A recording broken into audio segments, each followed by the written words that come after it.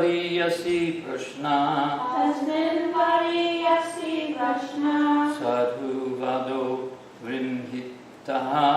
Sadhu vado vrimhitaha. Nahi alapato dayastasya. Nahi alado dayastasya. Vidura shamala atmanaha.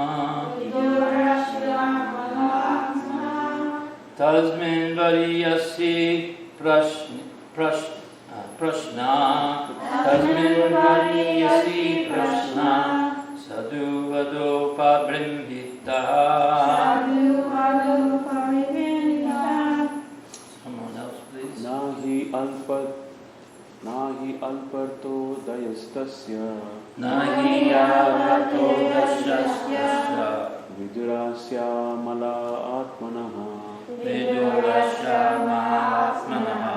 Tasmin variyasi prashna. Tasmin variyasi prashna. Sadhu vado pabramhita. Sadhu vado pabrimhitaha. Naya alpamastasya. Nahi alparto dayastasya. Vidurasya latamanaha. Vidurasya latamanaha. Tasmin varyasya prashnaha. Tasmin variyasi prashna. Sadhu vadopa rantaha. Sadhu vado pabrimhitaha. Nahi alapato dayastasya. Nahi alapato dayastasya. Vidurasya mahatmanaha. Vidurasya mahatmanaha. Tasmin variyasi Krishna. Tasmin variyasi prashna. Sadhu pabrimhitaha. Sadhu vido pabrimhitaha. Nahi alpato dasya. Nahi alapato dasya. Vidurasya malatmanaha. Vidurasya mahatmanaha. Tasmin variyasi Krishna. Tasmin variyasi Krishna. Sadhu vado pabrimhitaha. Sadhu vado pabrimhitaha. Nahi alpato dasya. Nahi Alapato dayastasya. Vidurya yamalana. Vidurasya mahatmanaha. Tasmin variyasi Krishna. Tasmin variyasi Krishna. Sadhu vado pabrimhitaha. Sadhu vado pabrimhitaha. So the word for word is na, never, Never. he, He. certainly, Certainly. alpa,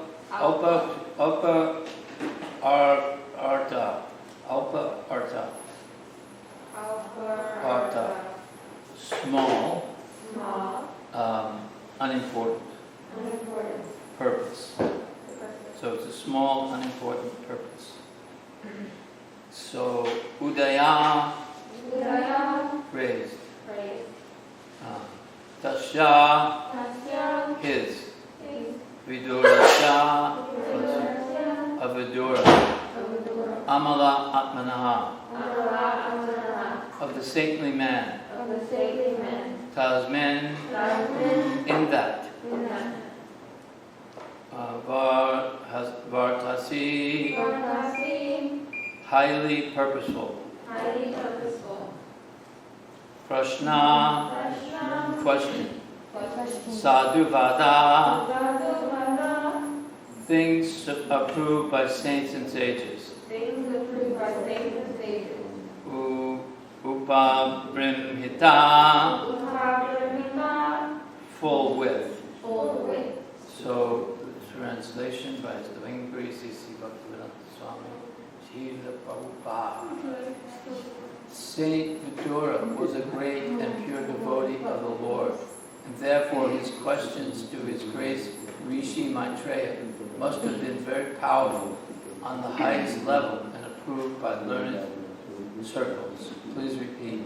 Saint Vidura Saint Vidura was a great and pure devotee of the Lord, was a great and pure devotee of the Lord, and therefore his questions and therefore his questions to His Grace Rishi Maitreya to his great Rishi Maitreya must have been very purposeful, must have been very purposeful, on the highest level, on the highest level, and approved by learned circles. and proved by learned circles. Srila Prabhupada's Divine Purport. Jai Srila Prabhupada.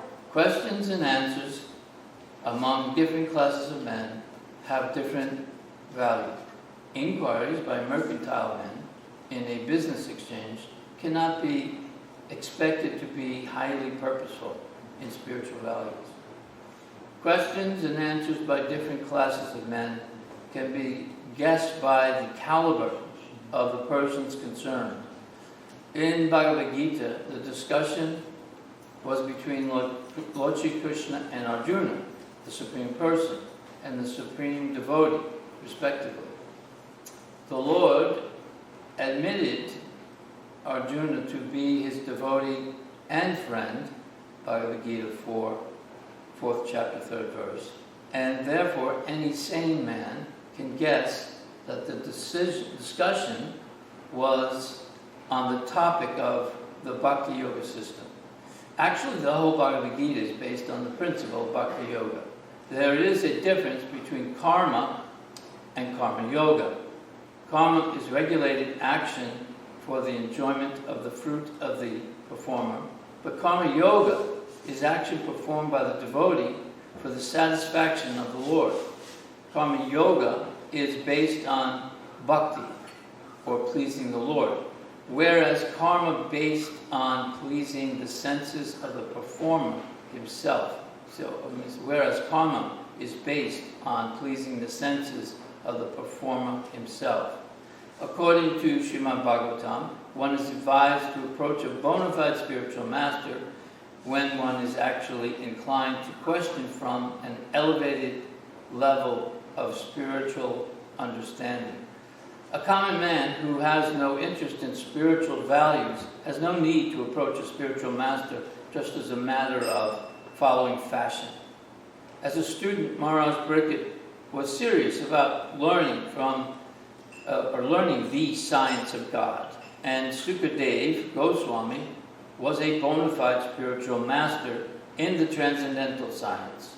Both of them knew that the topics discussed by the Vidura and Rishi Maitreya were elevated, and thus Maharaj Pariksit was very interested in hearing from the bona fide spiritual master.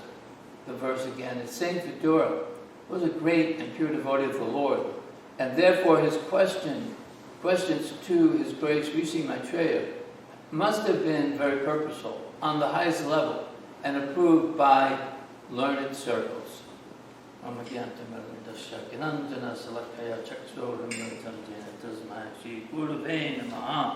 So, actually, I was reading, I was remembering my first wife, my son's mother.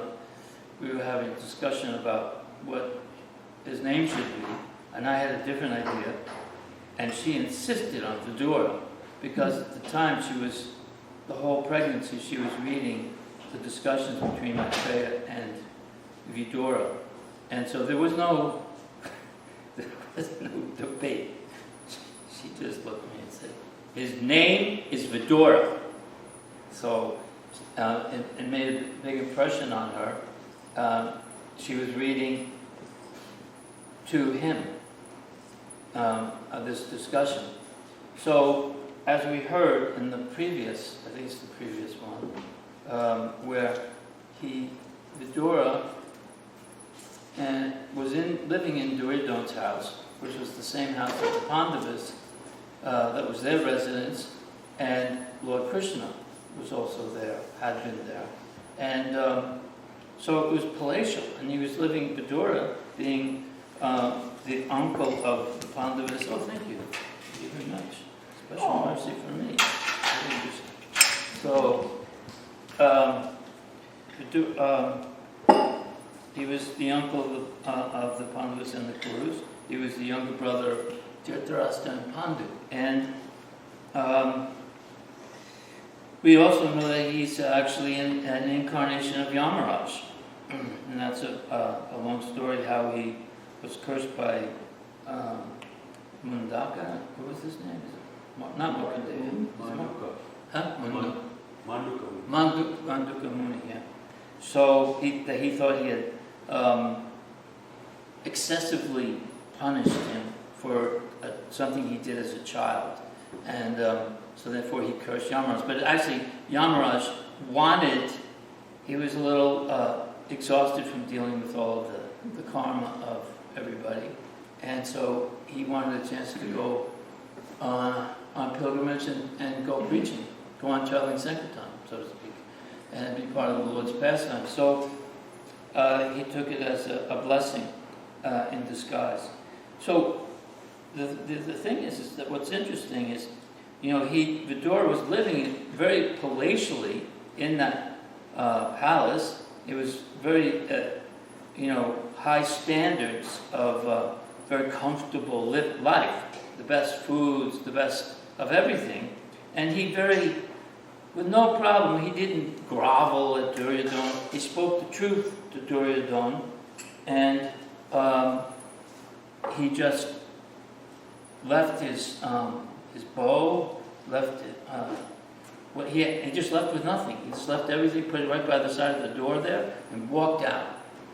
Had no specific destination or place of lodging planned, and left with just the clothes on his back.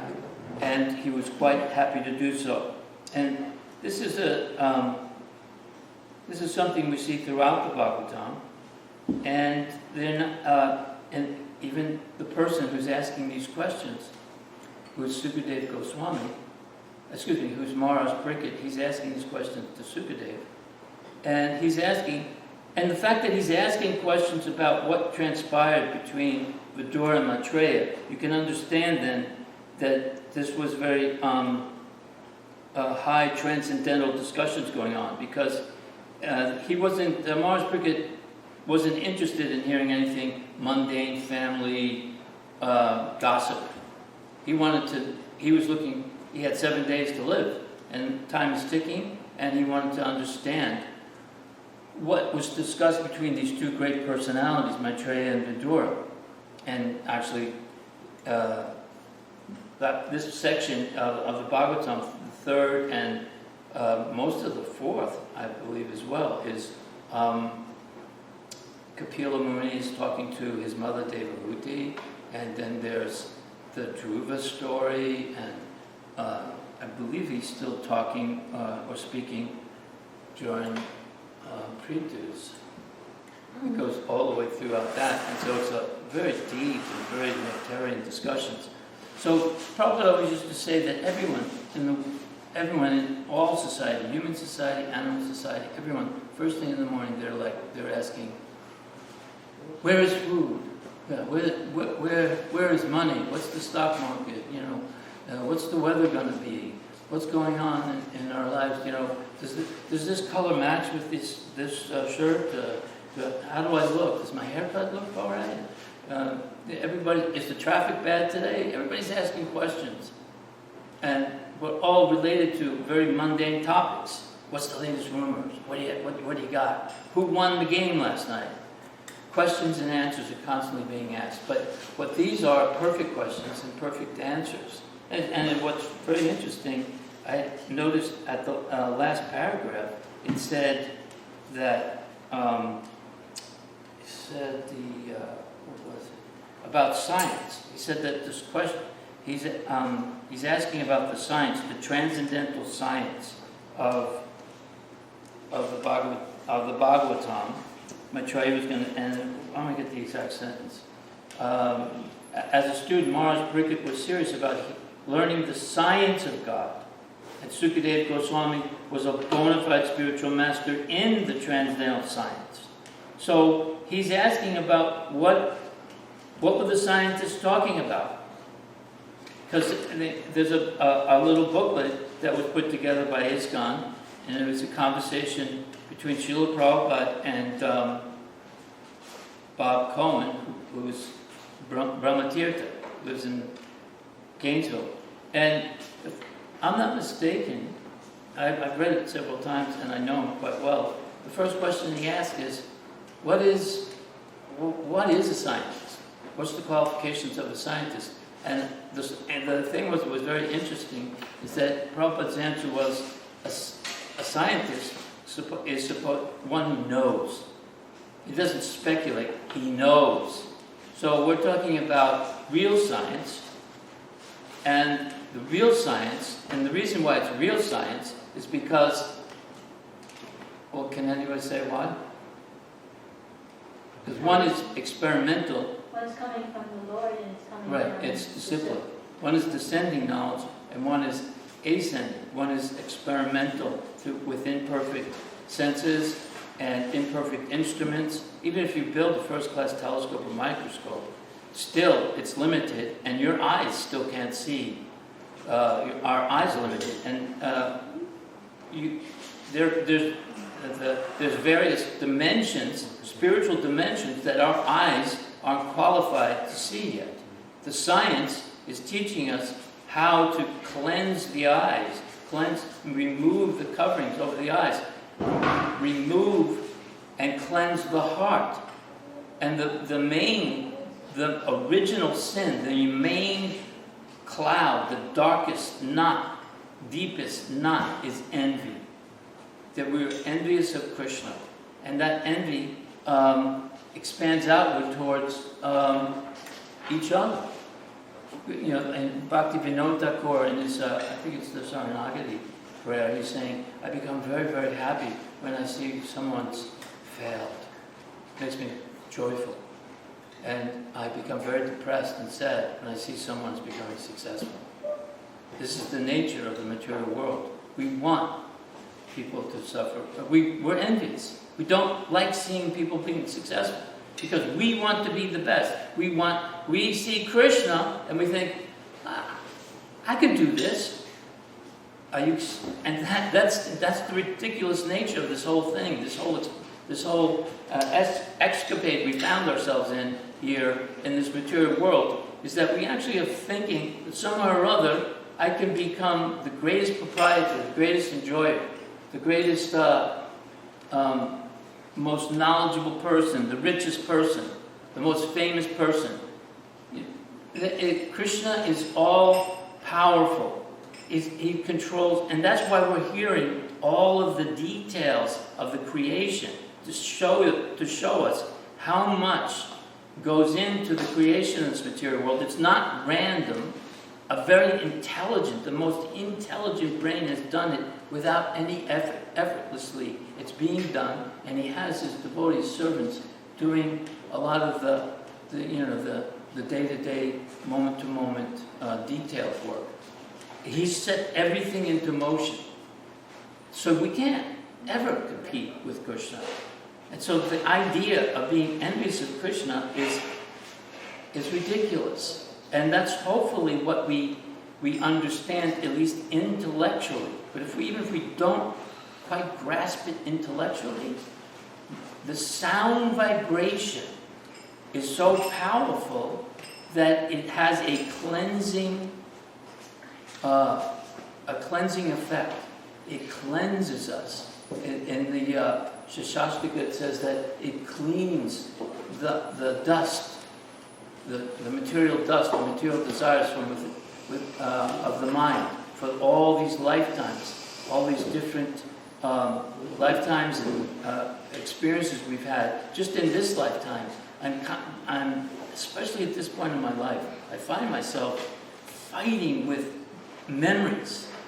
I don't want to remember this. Get out of my head. Why is that there? I don't want this. And I'm praying, please, because I don't want to think about things I did in the past or things I didn't do, and I thought, well, maybe I missed out on something.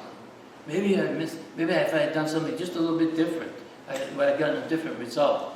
We're constantly being flooded with our activities, and the mind is like a river running through us, and we're trying to purify that so that all of our memories are are of activities related to this process. Like for instance, I'll tell you one thing, a little personal thing that I do. When I'm chanting Samsara Dava, specifically when I get to Chatur Vidashri Bhagavat Prasada, there was a pastime with Srila Prabhupada that I remember, and when I get to that verse, I try to think about that. It was in 1972, and it was Janmashtami evening, and it was very, very late, way past midnight. And Prabhupada had everybody reading the Krishna book, reading this, they read the first 3 chapters.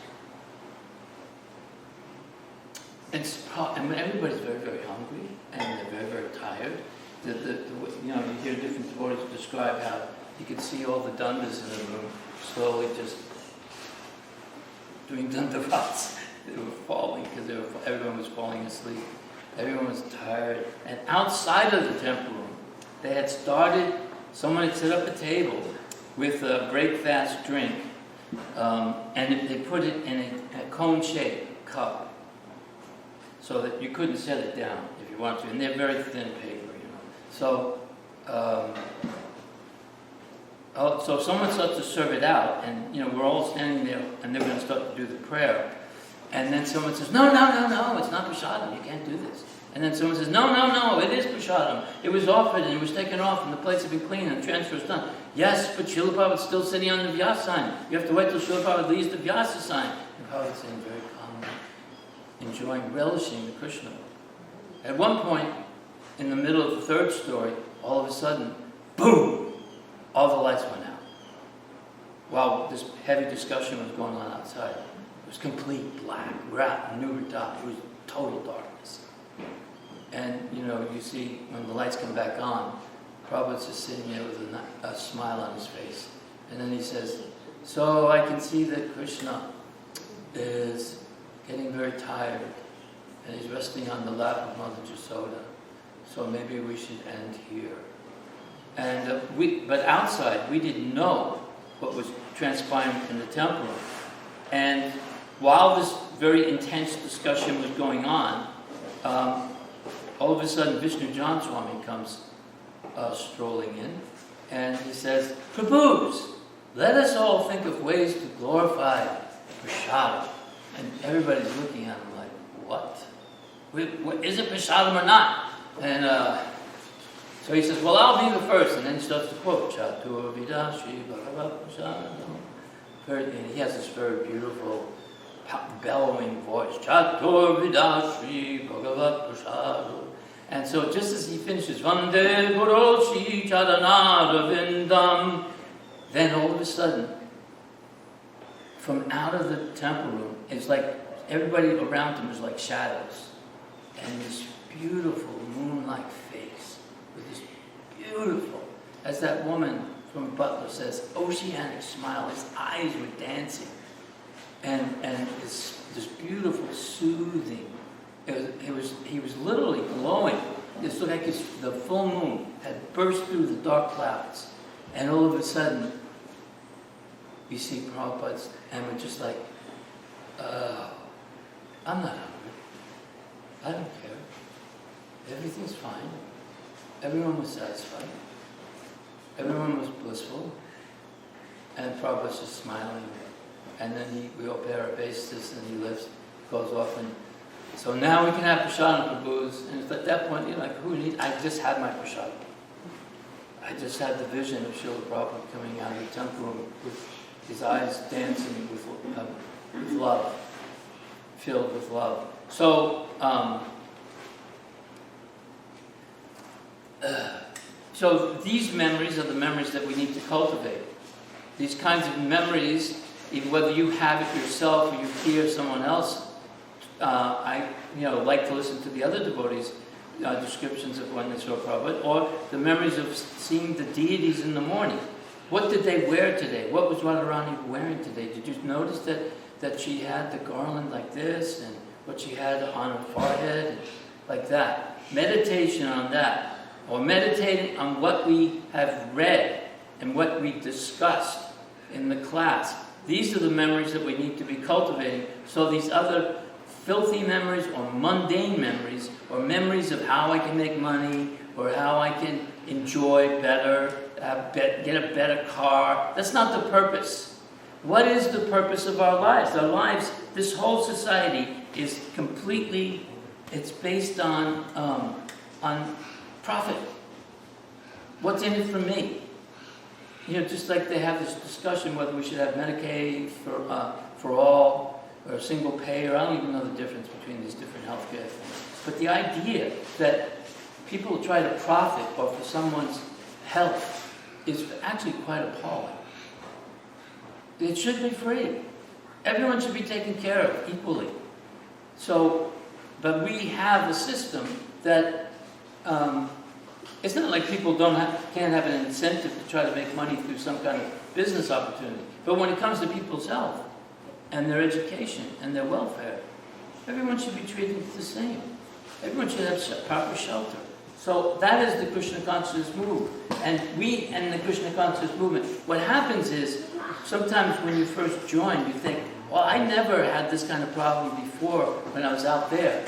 That's because you didn't notice how envious everybody is. The commercials, they feed you with envy.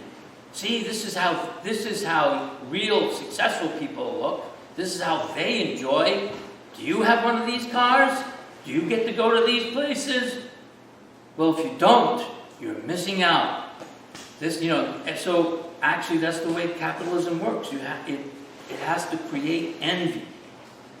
And we don't see it when we're not practicing Krishna consciousness. But when we practice Krishna consciousness, all of a sudden we start to see it. First we see it in others. Oh, why are they so envious? And then we realize, I'm envious. And we think, oh, it's something about this movement. It's not. No, what it means is that the impurities are coming to the surface, like when you're boiling the ghee, boiling the butter, all the impurities rise to the surface and you skim it off. All the impurities are coming up and rising out. Why do I think like that? Why do they think like that? It's not, Krishna consciousness movement is about becoming, purifying all of, specifically, the main disease, the main sin is envy. Success in Krishna consciousness is not what your position is, what your title is. Success in Krishna consciousness is not based on, how comfortable you are within the institution.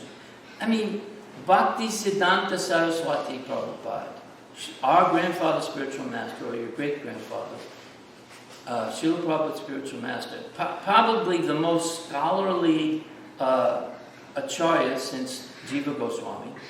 His guru was illiterate. It's not based on some mundane status of how much education I have, how much I'm not even sure if he could read and write, but he was definitely illiterate. And that's is that the bed? That's the bed. Explain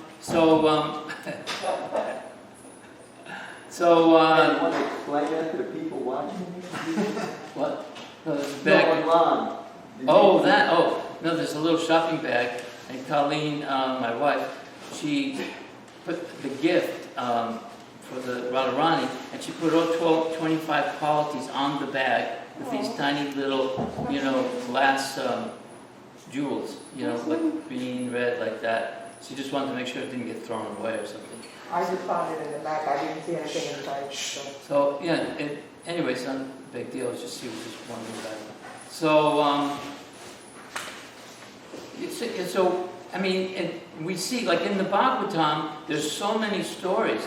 Like, is it Chitraketu? Is it Chitraketu who didn't have a child, and then he finally gets through some sacrifice. One of his wives becomes pregnant and they have a child. And then the other 1,000 or 10,000 wives, they all plot because they're so envious. And they poison the baby.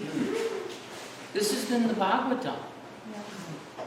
Then there's someone who's a disciple of Shiva, Lord Shiva, and he does some very, very abominable he tortures himself. He literally starts carving off his flesh in order to get a boon from Lord Shiva, because he's envious that Lord Shiva has Parvati as his wife.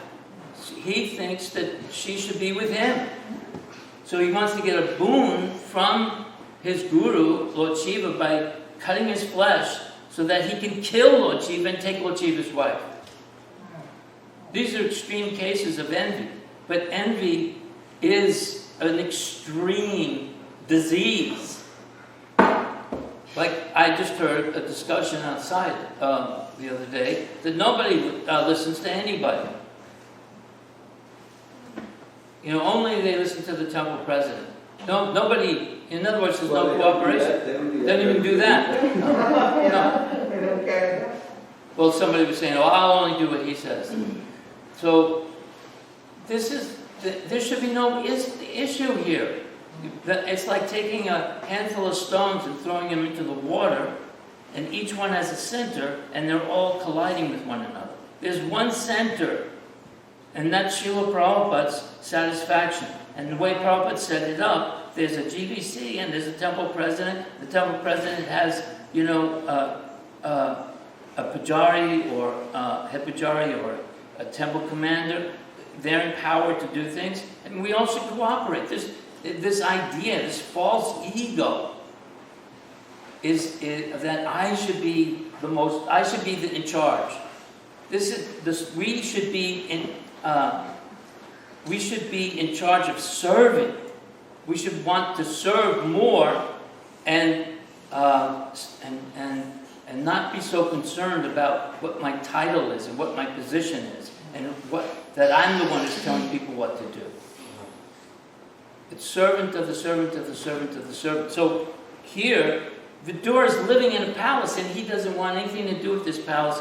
And you think for 1 second, if Duryodhana had been insulted, you think Duryodhana, or if say Duryodhana had been cursed by the son of that Brahmin who Pricket put a snake around, do you think for 1 second he would have said, oh, well that's that. I'm going to die anyway. I'll give it up and I'll go down to the Ganges and find out what is prepare for death.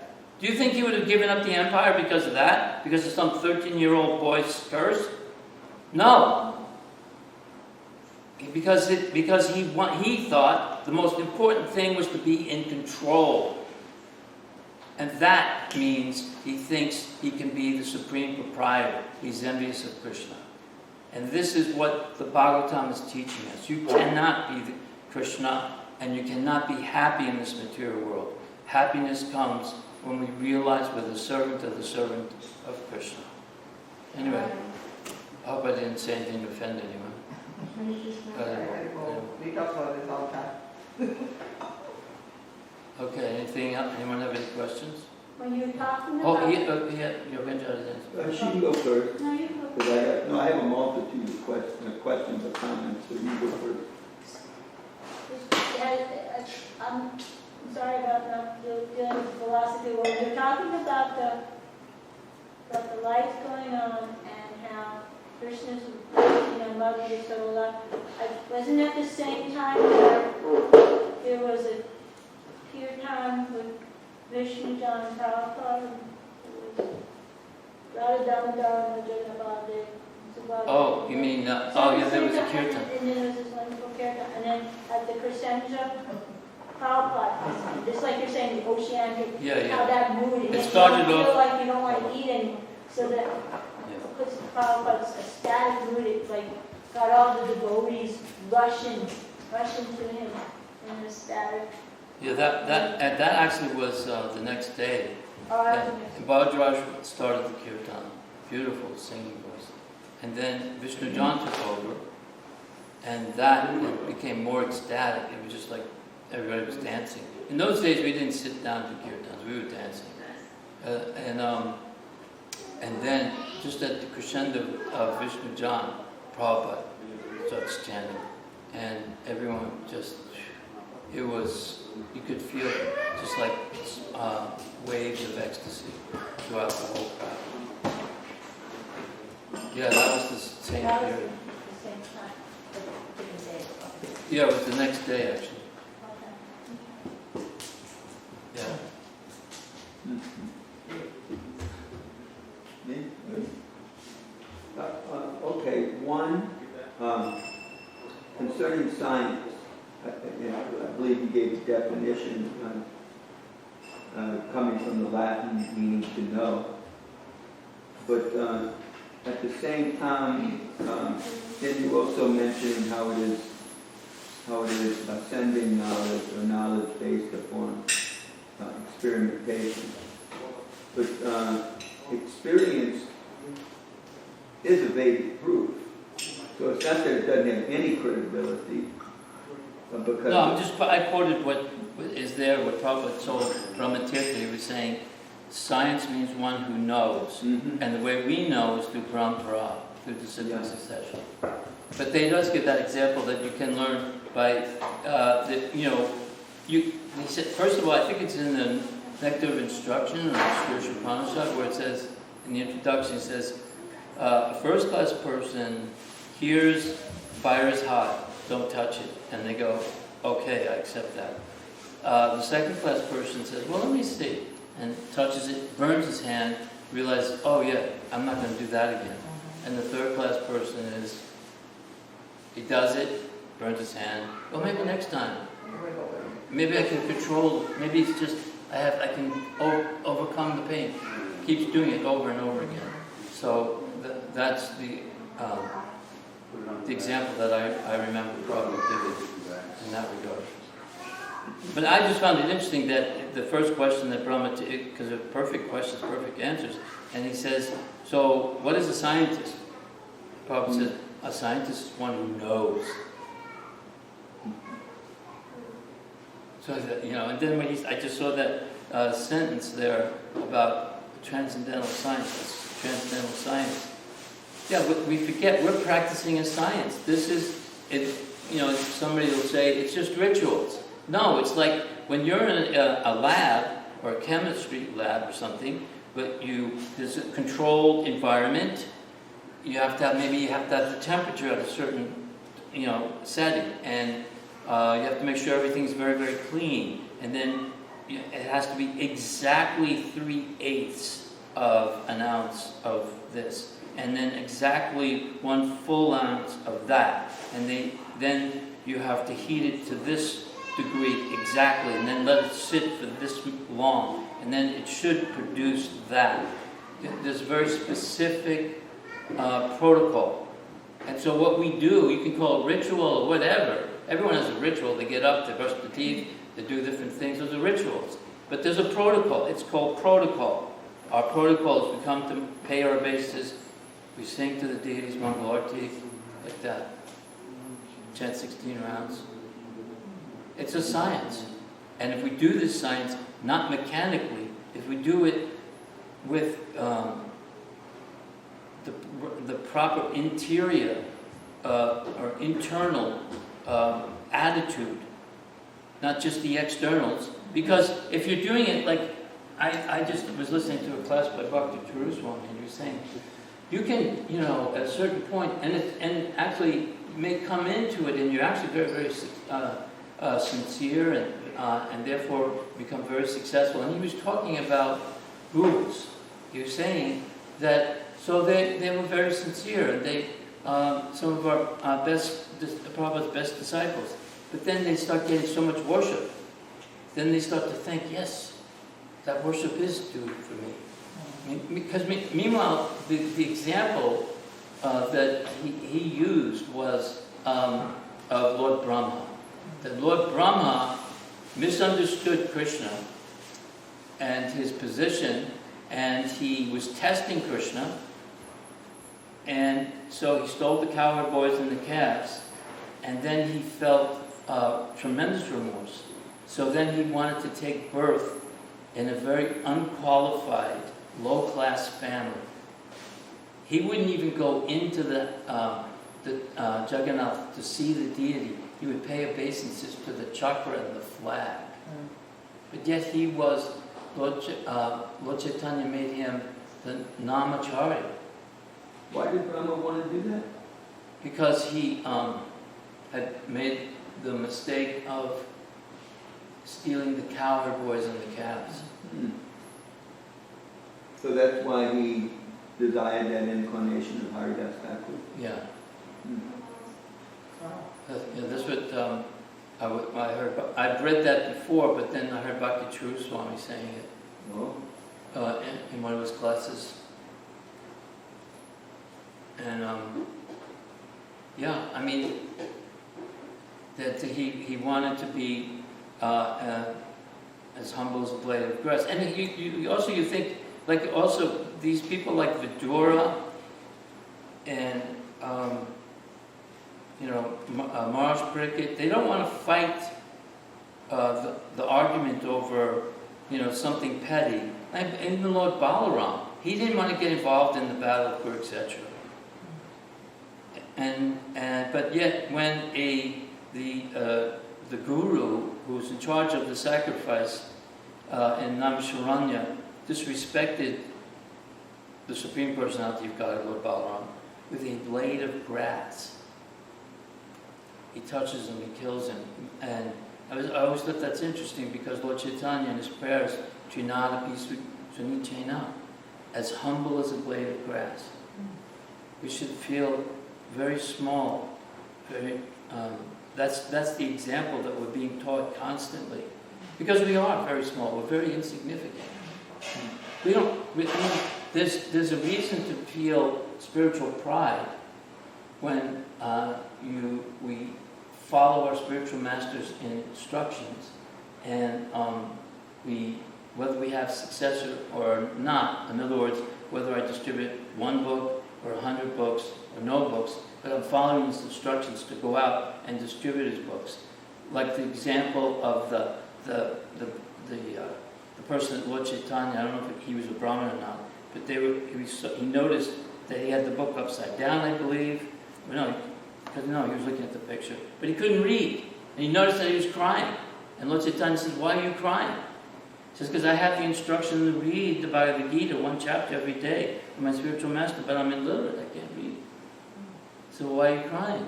He says, when I look at the picture and I see that Krishna, the Supreme Personality of Godhead, is willing to be the chariot driver of his devotee, this just melts my heart.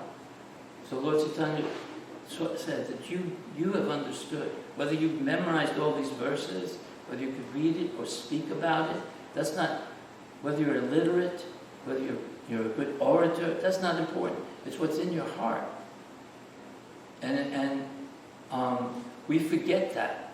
And sometimes it's like it has to do with our being in this society. This is, America's a very, we're very arrogant, generally speaking. And the way men carry themselves, there's a certain swagger, like, John Wayne from our generation, and that kind of swagger. That's the mentality of a demon.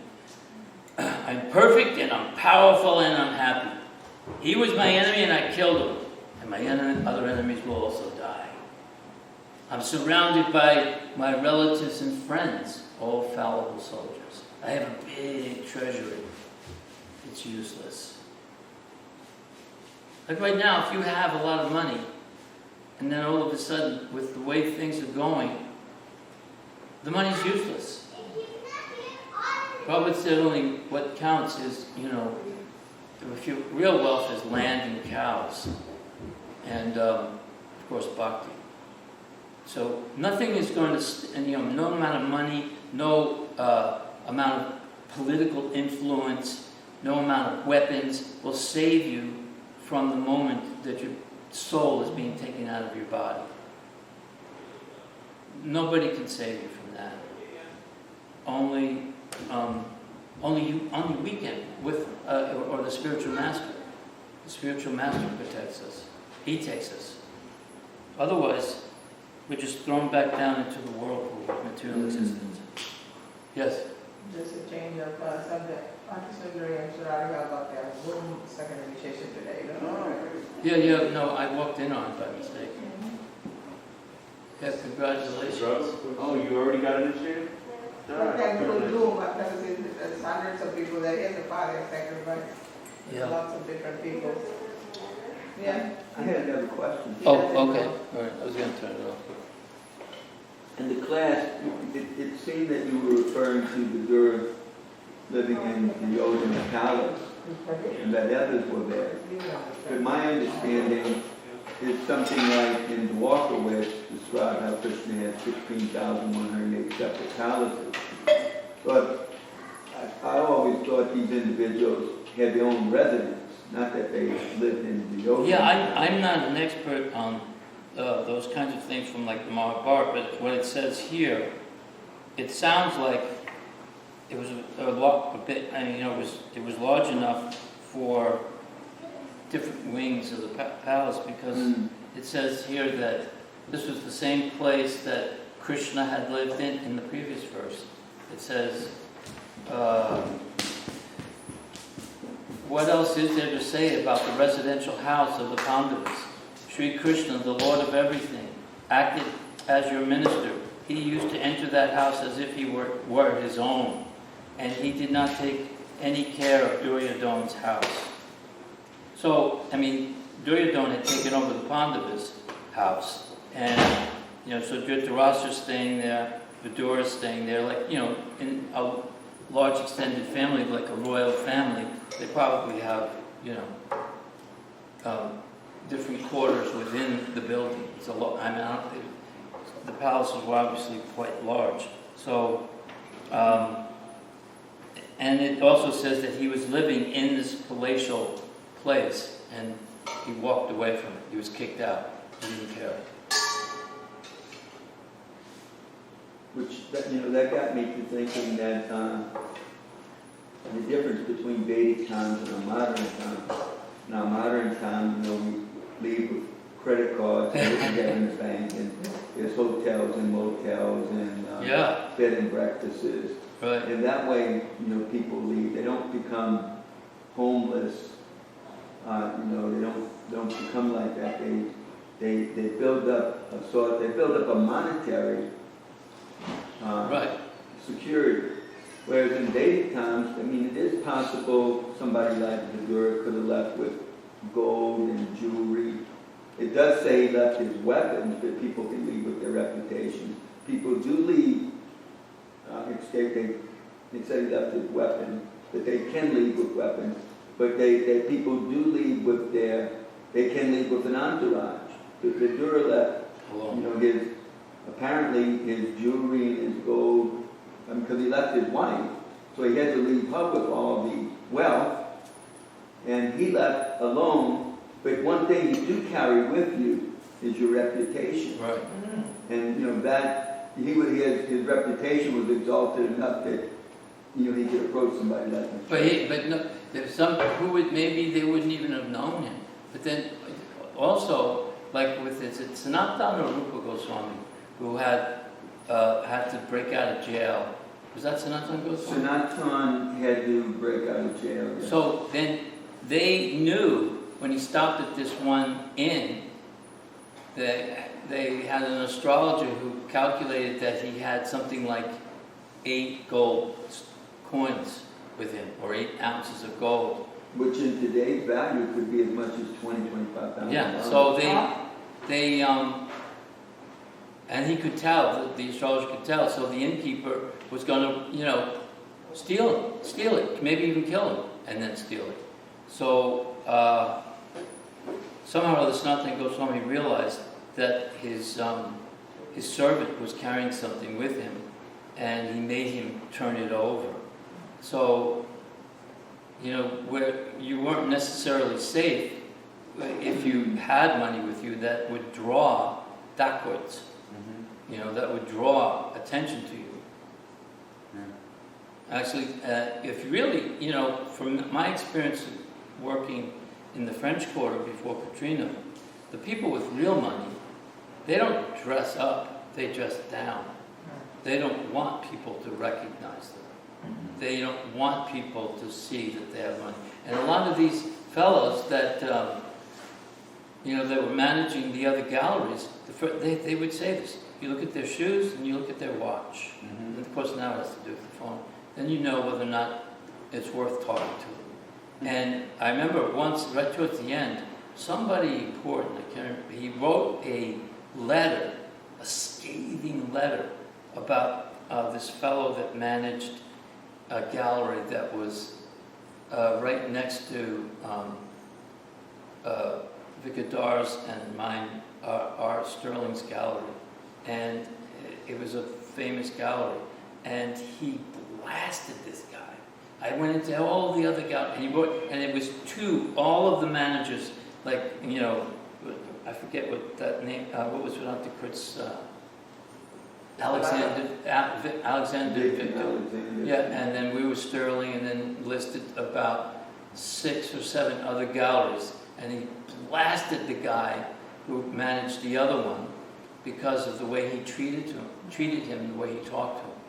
Was that famous Sutton or something like that? No, it wasn't Sutton's, no. Sutton had a lot of galleries. This is Royal Street. On Royal Street, yeah. Oh, you guys were selling paintings? Yeah. Oh. And, other kinds of art, And then, so a lot of, famous people in the movie industry, TV, politicians, so on and so forth, they would come through. And they were always dressed down. They weren't dressed up. That's the opposite in India. Oh, yeah. If you're dressed down, they won't even serve you, Well, that's what I'm saying. The This opposite fellow of that. he wouldn't serve this one person. And I thought in terms of the verse in the Bhagavad Gita that the Pandit sees everyone equally, and you never know who's going to walk in. So I treated everybody exactly the same. But if someone was rude, I didn't tolerate it. But I wouldn't judge somebody by, whether he looked like he had money or not. And it paid off. But that wasn't the purpose. The purpose was that you want to treat people properly. You want to be respectful to everyone. It's just like the second. We're supposed to be striving for second-class devotee. So we preach to the innocent and we avoid the atheists or the envious.